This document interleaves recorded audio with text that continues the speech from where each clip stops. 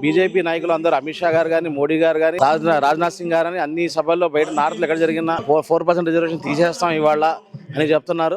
ఏదైతే 2019లో జరిగిందో అదే కాన్సెప్ట్ మరి ఓట్లు వేయడం జరిగింది.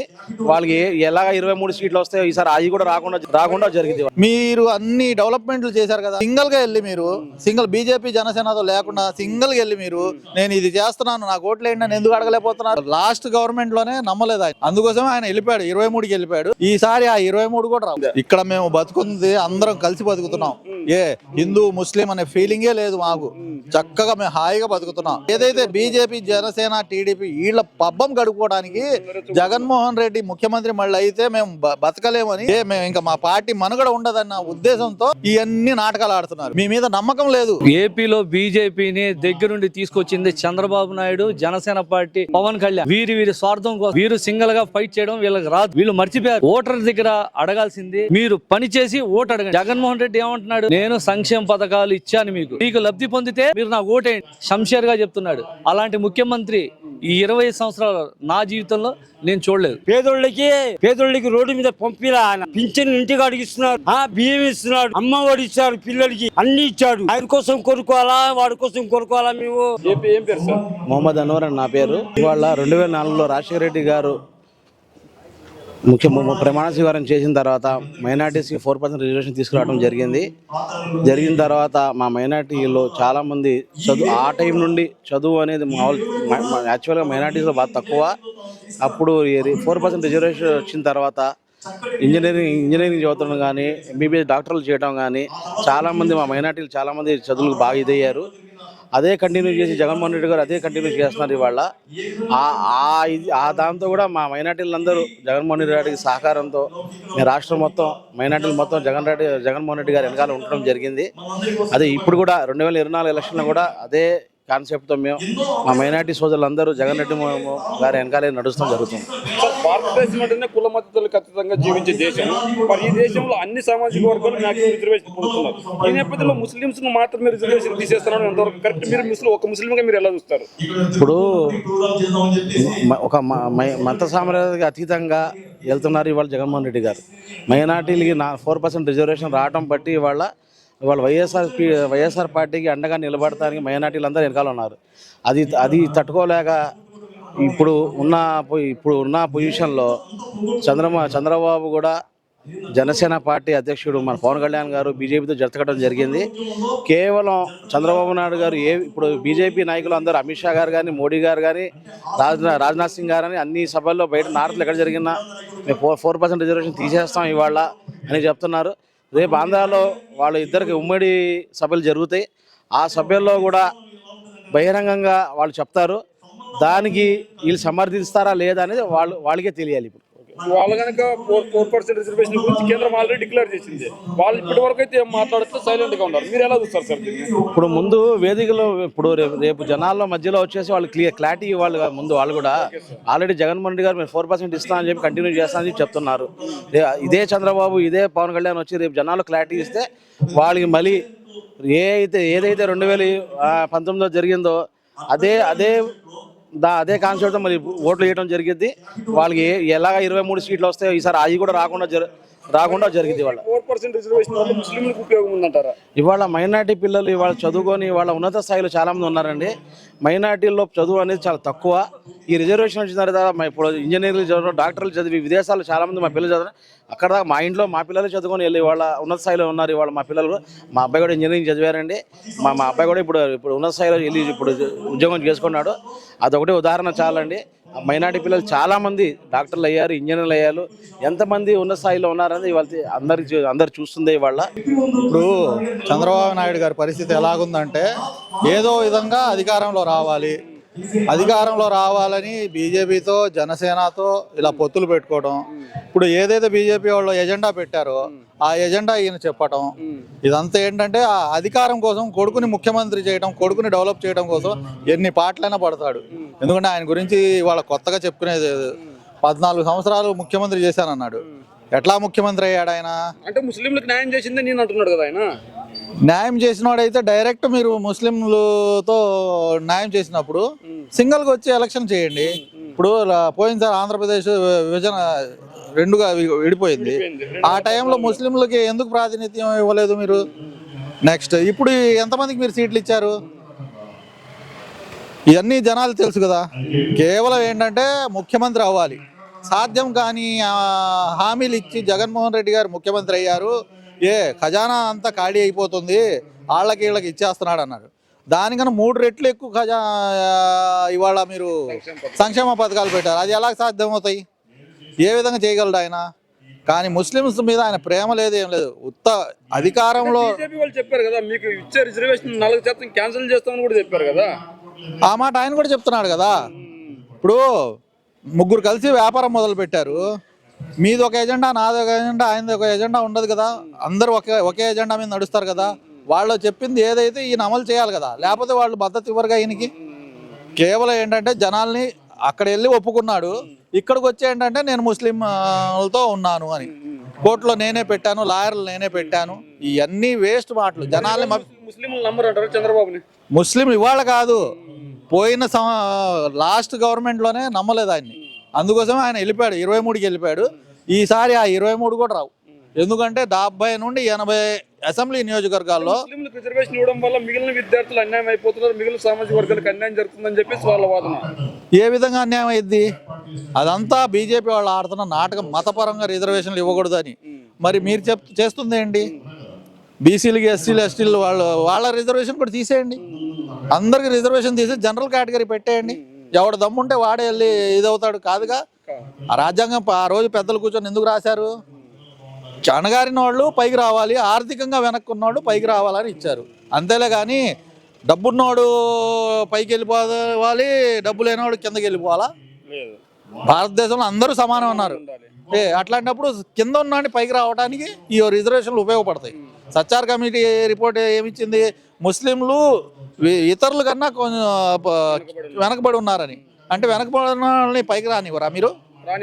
రానివ్వాలి కదా. రానివ్వాలంటే వాళ్ళకి ఏదో సంక్షేమం కానీ రిజర్వేషన్ కానీ చేస్తే, కేవలం ఇప్పుడు నేను చెప్తున్నా, రాజశేఖర్ రెడ్డి గారు 4% రిజర్వేషన్ ఇవ్వడం వల్ల ఎంతోమంది ముస్లిమ్స్ పిల్లలు ఆర్థిక స్తోమత లేకపోయినా సరే చదువుకొని ఇంజనీర్లు అయ్యారు, డాక్టర్లు అయ్యారు, లాయర్లు అయ్యారు, అన్ని రంగాల్లో అభివృద్ధి చెందారు.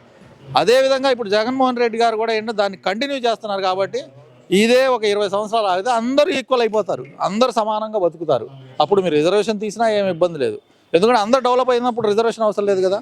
కానీ అణిగి కింద పడిపోయినోడి లేపడం. ఈ రోజు ముస్లిమ్స్ రిజర్వేషన్ గురించి వాళ్ళు వ్యాఖ్యలు చేస్తారు. ఈ వ్యాఖ్యలు ఏ విధంగా చూస్తారు మీరు? ఇదంతా ఏం లేదండి, ఓట్ల కోసం. ఎలాగో ముస్లిమ్స్ నాకు 8 ఓట్లు, మీ పక్షాన్ని ఉన్నాను నేను, ముస్లింస్ వ్యతిరేకంగా ఉన్నాను అని చెప్పేసి ఓట్లు వేయించుకోవడం కోసం వీళ్ళు బీజేపీతో ఆడుతున్నారు. బీజేపీ నాయకులు, టీడీపీ నాయకులు, జనసేన నాయకులు మాత్రమే మీ రిజర్వేషన్ వ్యవస్థను వ్యతిరేకిస్తున్నారా? ఇక్కడ హిందువులు కూడా మెజారిటీ హిందువులు ఉన్నారు. మరి వీళ్ళు హిందువులు వ్యతిరేకిస్తుంది. ఇక్కడ మేము బతుకుంది అందరం కలిసి బతుకుతున్నాం. హిందూ ముస్లిం అనే ఫీలింగే లేదు మాకు. చక్కగా మేము హాయిగా బతుకుతున్నాం. ఈ పార్టీ ఏదైతే బీజేపీ, జనసేన, టీడీపీ వీళ్ళ పబ్బం గడుపుకోవడానికి జగన్మోహన్ రెడ్డి ముఖ్యమంత్రి మళ్ళీ అయితే మేము బతకలేమని, మేము ఇంకా మా పార్టీ మనుగడ ఉండదన్న ఉద్దేశంతో ఇవన్నీ నాటకాలు ఆడుతున్నారు.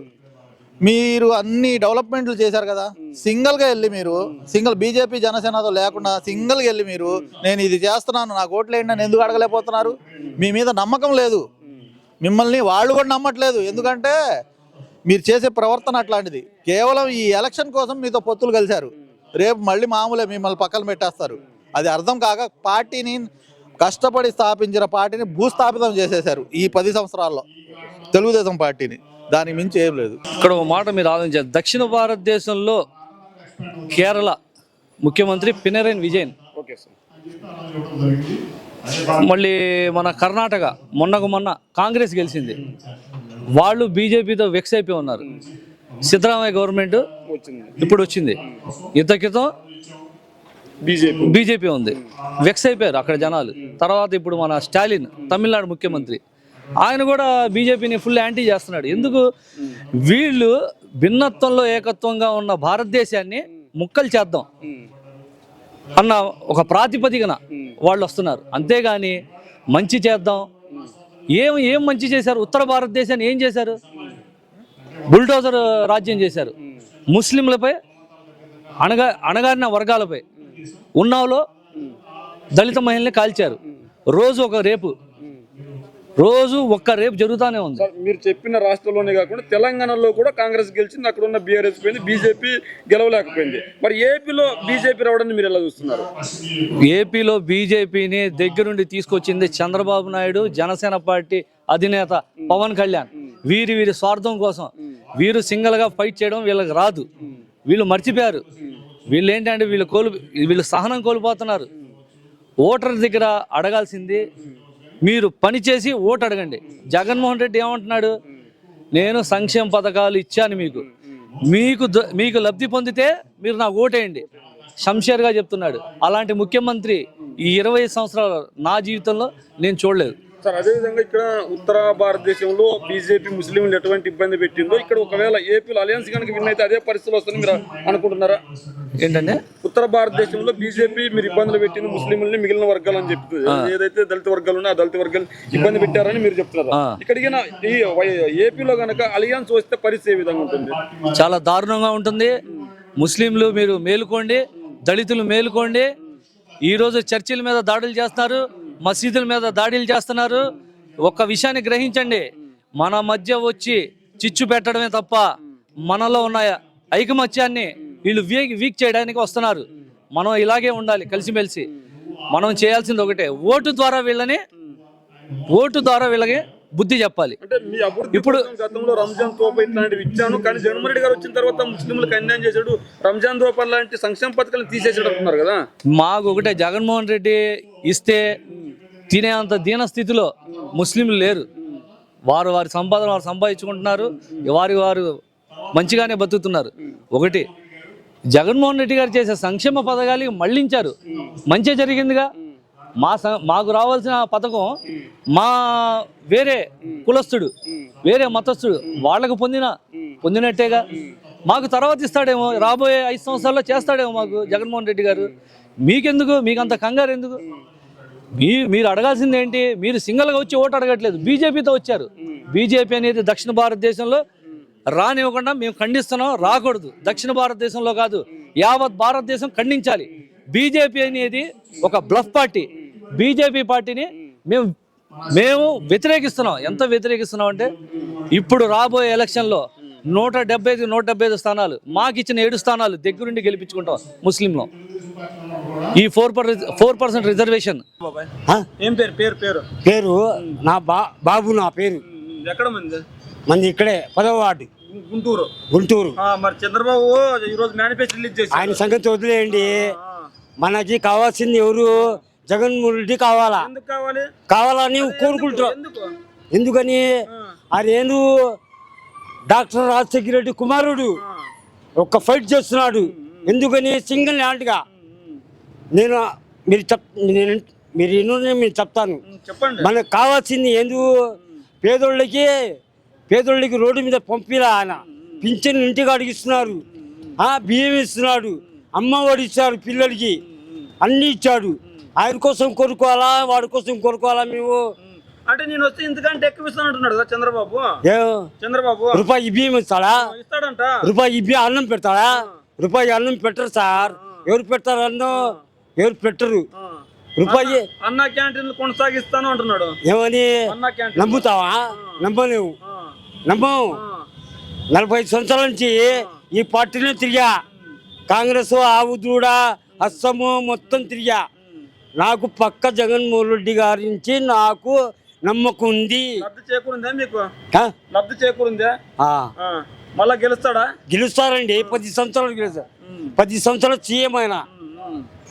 150 సీట్లు వస్తాయి. ఎంపీలు కూడా మొత్తం, నా మనసు పూర్తిగా చెప్తున్నాను, ఎంపీలు కూడా వచ్చేస్తారు.